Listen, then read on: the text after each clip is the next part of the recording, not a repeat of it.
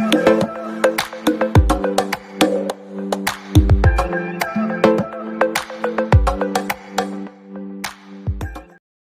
Friends, आपका स्वागत है हमारे आज के वीडियो में। तो हमने अभी तक बोर के 3 पॉइंट्स पढ़े। उम्मीद करता हूँ आपको समझ में आया होगा। तो आगे उन्होंने क्या कहा, ये तो बात उन्होंने पहले भी कही थी। व्हाइल रिवॉल्विंग, जब वो घूमते हैं, the electrostatics force between electron and nucleus provides centripetal force. ये मैंने आपको बताया था, आपको जैसा याद होगा कि जैसे एक न्यूक्लियस है, उसके चारों ओर इलेक्ट्रॉन घूमते हैं। ये भी उन्होंने कहा था, है कि नहीं। और मैंने आपको जहां तक याद होगा, आपको मैंने बताया था कि दो चार्ज पार्टिकल्स के बीच, जैसे एक पॉजिटिव एक निगेटिव है, इलेक्ट्रॉन निगेटिव होता है और जो न्यूक्लियस है पॉजिटिव चार्ज है प्रोटॉन्स की वजह से, उनके बीच में फोर्स लगता है, इलेक्ट्रोस्टैटिक फोर्स। तो मैंने आपको बताया था कि इसे खींच लेना चाहिए। मैंने सब आपको क्लियर किया था कि नहीं खींच रहा है, ये इसका यूज किस में कर रहा है, सेंट्रीपिटल फोर्स के रूप में कर रहा है कि नहीं। जिसकी वैल्यू भी मैंने याद होगा आपको बताई थी, सेंट्रीपिटल फोर्स यानी Fc is equal to mv square by R. ये मैंने आपको बताया था। आर यहाँ क्या है, इन दोनों के बीच का रेडियस। लेकिन ये कब होगा, जब ये घूम रहा होगा। ये सेंट्रीपिटल फोर्स है, समझ में आ रहा है ना। ये सब मैंने आपको क्लियर किया था। अब ऐसे मानिए जैसे दो चार्ज पार्टिकल्स है, चार्ज मतलब कोई भी, एक Q1 है एक Q2 है, उनके बीच का डिस्टेंस जब R है, ठीक, तो इसके बीच में जो फोर्स लगेगा वो क्या होगा, तो वो फोर्स तो इलेक्ट्रोस्टैटिक्स होगा, जैसा कि यहाँ लिखा हुआ है, the electrostatic force between electron and the nucleus provide centripetal force. तो मैंने आपको बताया था कि फोर्स जो दोनों चार्ज पार्टिकल है उनके बीच जो फोर्स लगता है वो इलेक्ट्रोस्टैटिक फोर्स होता है। लेकिन इस फोर्स का यूज जो करता है ये इलेक्ट्रॉन, वो सेंट्रीपिटल फोर्स के रूप में कर लेता है। मतलब देखा जाए तो Fe is equal to Fc हो जाता है। पहले तो ये देखिए, Fc तो mv स्क्वायर है, mv स्क्वायर बाई आर है। Fe कितना होगा, मतलब दो चार्ज पार्टिकल्स हैं उनके बीच का जो फोर्स होगा वो कितना होगा, उसे ही कहेंगे Fe, क्योंकि इलेक्ट्रोस्टैटिक फोर्स है इसलिए मैं Fe से डिनोट कर रहा हूं, है कि नहीं। Fe is equal to 1/4 pi epsilon naught, ठीक, Q1 Q2 बाई, याद है, अपॉन आर स्क्वायर, है कि नहीं, ये होगा। तो अब क्या, मैं जैसे समझ रहे हो कि नहीं, इस फोर्स का यूज, ये जो फोर्स है इलेक्ट्रोस्टैटिक फोर्स है, इस फोर्स का यूज इलेक्ट्रॉन सेंट्रीपिटल फोर्स के रूप में कर रहा है ताकि वो घूम सके। अगर वो ऐसा नहीं करेगा तो इसमें जाके टकरा जाएगा। लेकिन रियलिटी में यही हो रहा है कि ये इलेक्ट्रॉन जो है इस फोर्स का यूज इसके रूप में कर ले रहा है। मतलब Fe is equal to automatic हमारा Fc बन जा रहा है कि नहीं, समझ में आ रहा है कि नहीं। उम्मीद कर रहा हूं आपको समझ में आ रहा होगा, क्योंकि हमने पढ़ा हुआ है पहले भी। फिर बता दे रहा हूं, जो इलेक्ट्रोस्टैटिक फोर्स है, तो मैंने आपको जैसा क्लियर किया कि दो चार्ज पार्टिकल्स हैं, उनके बीच जो फोर्स लगता है वो इलेक्ट्रोस्टैटिक फोर्स ही होता है, ठीक। अब इस जैसे इसके लिए Q1 है, ये Q2 है, डिस्टेंस R है, तो इसके लिए क्या होगा, Fe इलेक्ट्रोस्टैटिक फोर्स कितना होगा, 1/4 pi epsilon naught Q1 Q2 by R square. Q1 Q2 ये जो है कांस्टेंट टर्म है, ठीक, इसके साथ जुड़ा है। बाकी Q1 Q2 तो ये आवेश है, और बाई आर स्क्वायर चार्ज है, यानी इनके बीच का डिस्टेंस, सॉरी आर है डिस्टेंस, Q1 Q2 क्या है, चार्ज है। तो जो इलेक्ट्रॉन है इस फोर्स का यूज सेंट्रीपिटल फोर्स के रूप में कर ले रहा है, इस फोर्स के रूप में कर ले रहा है, जिससे Fe इज इक्वल टू क्या हो रहा है, Fc हो रहा है। समझ में आया। तो अब यही सेम चीज एक बार न्यूक्लियस के लिए देखते हैं। जैसे मैंने यहाँ दो चार्ज पार्टिकल्स लिए थे, तो इसके अकॉर्डिंग अगर देखा जाए एक एटम में, तो पहले तो एक इलेक्ट्रॉन है, फिर एक न्यूक्लियस है। तो न्यूक्लियस में क्या होता है, प्रोटॉन्स होते हैं, पॉजिटिव चार्ज होते हैं। तो उस पे क्या लिखे, मतलब हम यहाँ लिखे क्या, जैसे एक तो इलेक्ट्रॉन है हमें पता है, दूसरा क्या होगा, यहाँ प्लस चार्ज है कितना है। लेकिन यहाँ तो मैंने एक इलेक्ट्रॉन बना दिया कि हाँ एक ही इलेक्ट्रॉन है, मान लो मैं क्लियर, मान लो मैं हाइड्रोजन के लिए बना रहा हूं, तो पता है एक इलेक्ट्रॉन है। तो आपको वैसे तो पता है कि एक प्रोटॉन है, लेकिन अगर देखा जाए और भी मैं जब आगे बढ़ूंगा और भी ऑर्गन ले लूंगा, तो मान लो पहले वाले जो ऑर्बिट होगी उसमें तो मान लो एक ही इलेक्ट्रॉन होंगे, सपोज करने के लिए बात करूं। लेकिन यहाँ पे सेंटर में कितने प्रोटॉन है हमें क्या मालूम है, नहीं मालूम है ना। तो वो कितने होंगे उसे आप एक बार गेस करिए। तो मैं लिखता हूं हाउ में, मैं आपसे पूछ रहा हूं कि how many protons in nucleus, कितने होंगे, जितना उनका एटॉमिक नंबर होगा। यार मैंने आपको याद है क्लियर किया था कि जितना एटॉमिक नंबर होता है उतना ही प्रोटॉन्स की संख्या होती है, ठीक। मैं आपके लिए लिख देता हूं एक बार, तो पढ़ लीजिए, how many protons in nucleus is equal to atomic number. जितना एटॉमिक नंबर होगा, मतलब जितना उसका एटॉमिक नंबर, जैसे हाइड्रोजन है तो हाइड्रोजन में कितना प्रोटॉन है, एक ही प्रोटॉन है, और न्यूट्रल है तो एक ही इलेक्ट्रॉन होगा, है कि नहीं। हीलियम है, 2 प्रोटॉन है 2 इलेक्ट्रॉन है, समझ में आ रहा है?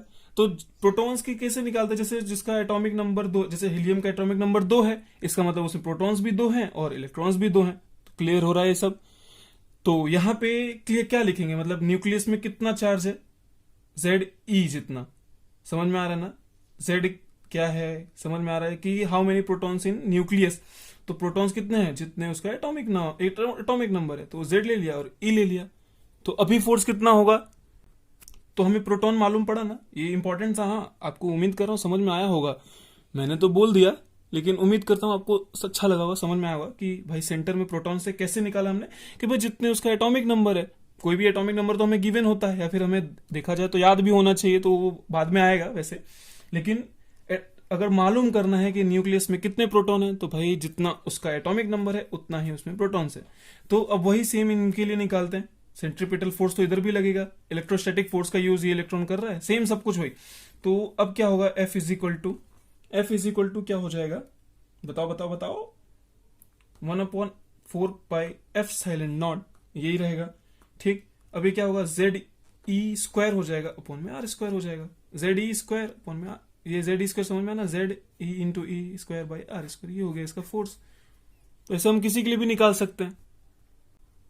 तो जैसा कि मैंने आपको क्लियर किया कि जो इलेक्ट्रॉन्स है, इस इलेक्ट्रोस्टैटिक फोर्स का यूज किस में कर रहा है? सेंट्रीपिटल फोर्स में कर रहा है। तो F E is equal to F C होगा। ये हमारा दूसरा इक्वेशन बनेगा, इसे हम लिख लेते हैं एक बार। हमारा एफ ई कितना है? 1/4πε0 फॉर न्यूक्लियस इन एटम के लिए। तो एक हो गया ई जो इलेक्ट्रॉन्स वाला है, और जेड ई हो गया अपॉन में। वैसे ये वैल्यू अलग अलग होती है, हाँ सॉरी, ये जेड मैंने ई स्क्वायर लिख दिया, ये ई जेड ई लिखिए आप। ठीक, जेड ई क्या हो गया? ये एक पूरा न्यूक्लियस हो गया और इलेक्ट्रॉन हो गया, अपॉन में यानी डिवाइड में R square is equal to क्या होगा? क्या होगा? क्या होगा?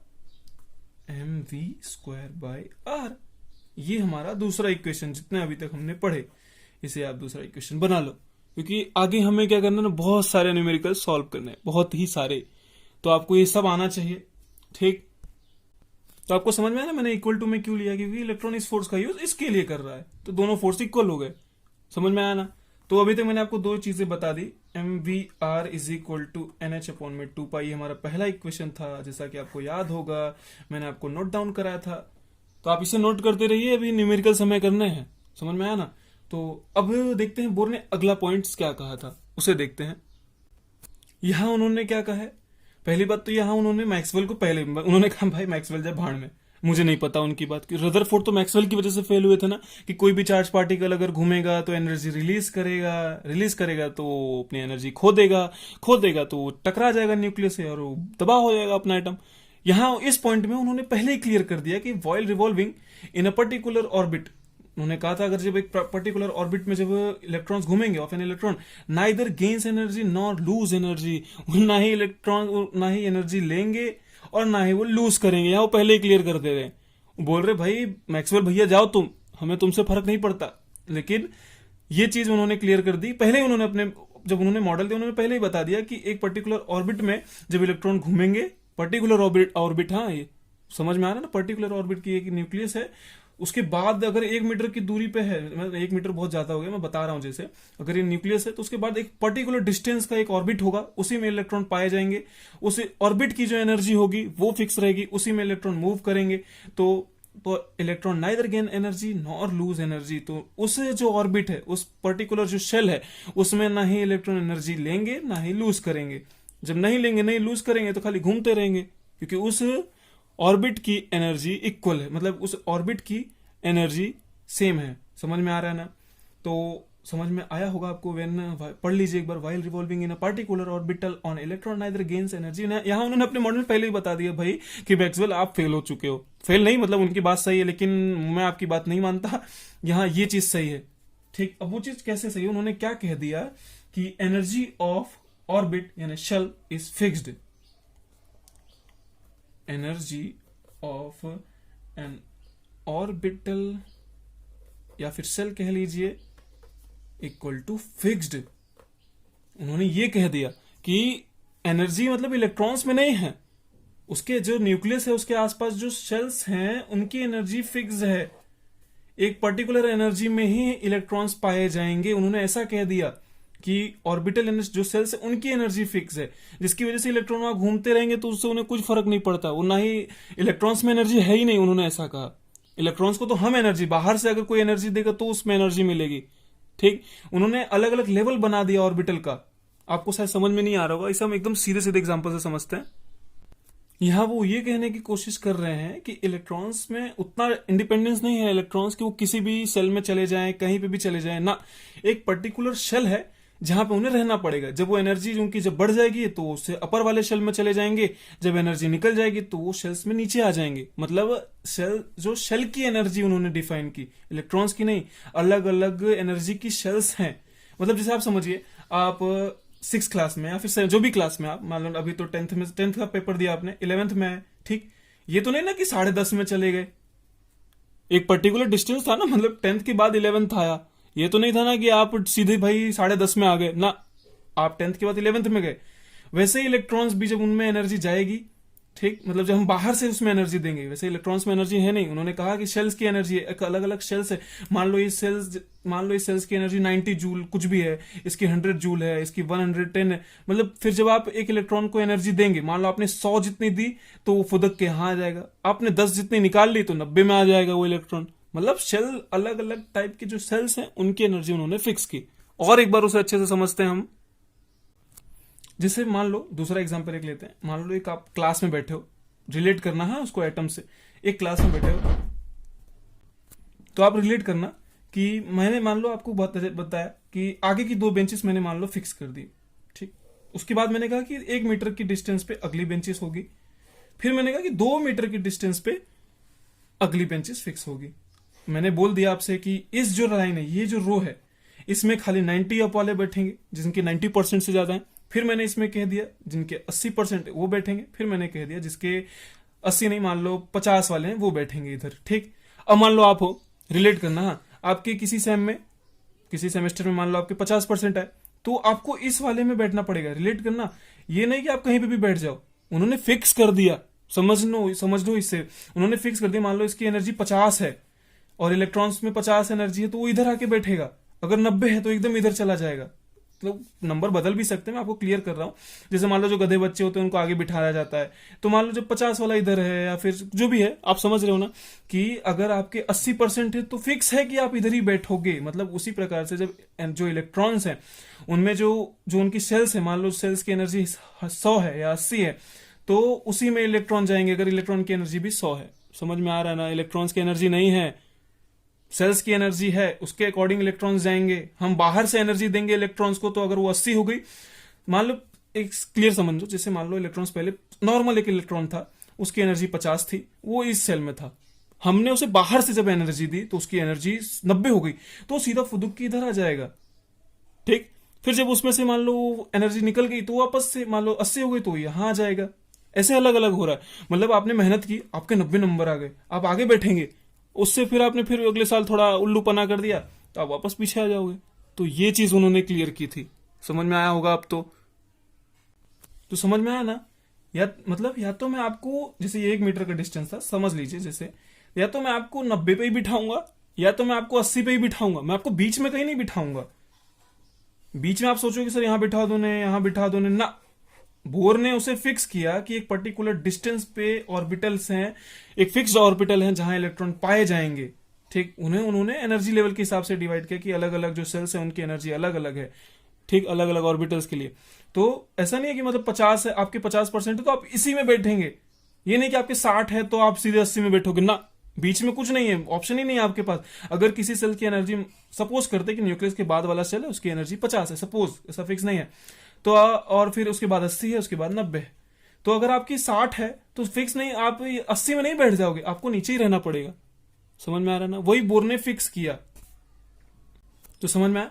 रदरफोर्ड क्या कर रहे थे, रदरफोर्ड के हिसाब से था कि भाई एक चटाई बिछी है, उसमें बच्चों को कहीं पे भी ऐसा राउंड में बिठा दो, सर्कल में। मतलब एक, मान लो यही चटाई है, मेरा पेपर जो है वो चटाई है, इसमें एक न्यूक्लियस है सेंटर में, फिर यहाँ पे बच्चों को कहीं पे भी बिठा दो ऐसा राउंड में, इधर बिठा दिया, फिर इधर बिठा दिया, ऐसा ऐसा ऐसा पास में।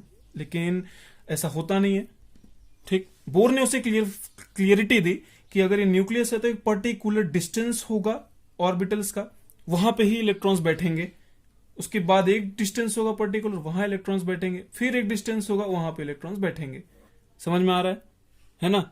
ये नहीं कि जैसा कि रुदरफोर्ड ने कहा कि भाई उन्होंने तो यही कहा था कि भाई बस राउंड में बैठने चाहिए।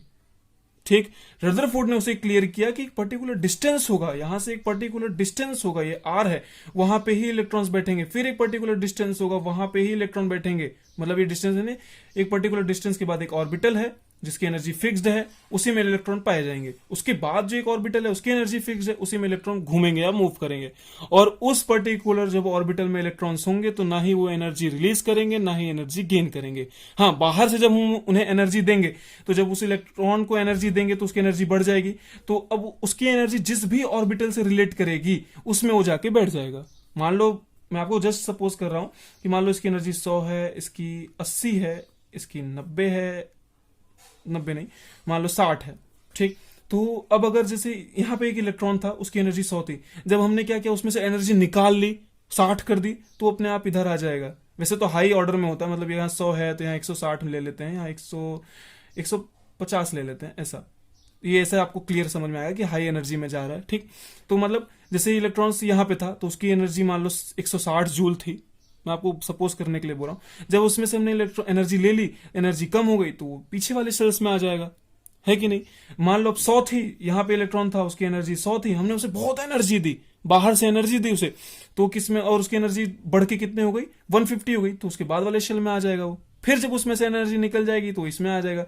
इसे आप उसी क्लास से रिलेट करिए कि मान लो पहले आप आगे कौन बैठेगा जिसका 90 नंबर है, उसके पीछे कौन बैठेगा 80 वाला, उसके पीछे कौन बैठेगा 60 वाला। तो अगर आपने मेहनत की तो आप आगे आ जाओगे, मतलब आपके अंदर आपने एनर्जी लगाई अपने अंदर से, वो तो आप समझ जाओ कि आपके अच्छे नंबर है तो आप आगे बैठ गए, नहीं तो फिर उसके बीच में कहीं नहीं बैठोगे। समझ में आ रहा ना? बोर ने यही चीज क्लियर की। तो उन्होंने क्या डिफाइन किया कि सेल्स जो है स्टेशनरी एनर्जी लेवल्स है, उनकी एक फिक्स्ड एनर्जी लेवल्स है। कि मान लो कि जैसे अगर किसी सेल्स की एनर्जी 90 है तो उसमें केवल 90 वाले इलेक्ट्रॉन ही बैठेंगे जिन इलेक्ट्रॉन्स की एनर्जी 90 है। मैंने कहा कि कोई जैसे 60 वाली शेल है तो उसमें केवल 60 वाले ही इलेक्ट्रॉन्स बैठेंगे जिनके 60 नंबर है या फिर 60 उनकी एनर्जी है। तो ऐसे उन्होंने बोर ने क्लियर किया कि स्टेशनरी एनर्जी लेवल्स, वो लेवल्स कौन कौन से थे? मान लो n इज इक्वल टू पहला शेल है, n इज इक्वल टू दूसरा है, n इज इक्वल टू तीसरा है, n इज इक्वल टू चौथा है। उन्होंने कहा इसकी K L M N 5 होगा तो O। ठीक, ये उन्होंने डिफाइन किया कि जो पहला है, जो उस न्यूक्लियस के सबसे पास वाला है शेल, उसके लिए K होती है, फिर L होता है, फिर M होता है, फिर N होता है। K L M N। ठीक, अब आपको समझ में आना हो क्या कह रहे हैं। तो ओवरऑल यही था बोर का एटॉमिक मॉडल। तो मैं उम्मीद करता हूं आपको ये अच्छा लगा होगा, और अगर अच्छा लगा तो प्लीज इसे शेयर करना, सब्सक्राइब करना। वैसे अभी खत्म नहीं हुआ है, इसका एक पॉइंट बाकी है, छठा पॉइंट एक है, वो हम बाद में पढ़ेंगे क्योंकि वीडियो बड़ा हो रहा है। ठीक, अभी लेकिन उसके पहले भी हम कुछ न्यूमेरिकल्स करेंगे, फिर हम उस पॉइंट्स के बारे में पढ़ेंगे। तो अगर आपको ये वीडियो अच्छा लगा हो तो प्लीज इसे शेयर करिए जितना हो सके, लाइक सब्सक्राइब सब कर देना। और अगर नहीं समझ में आया हो तो मुझे बोलना, मैं एक बार फिर बताऊंगा। तो तब तक के लिए बने रहिए, बाय बाय।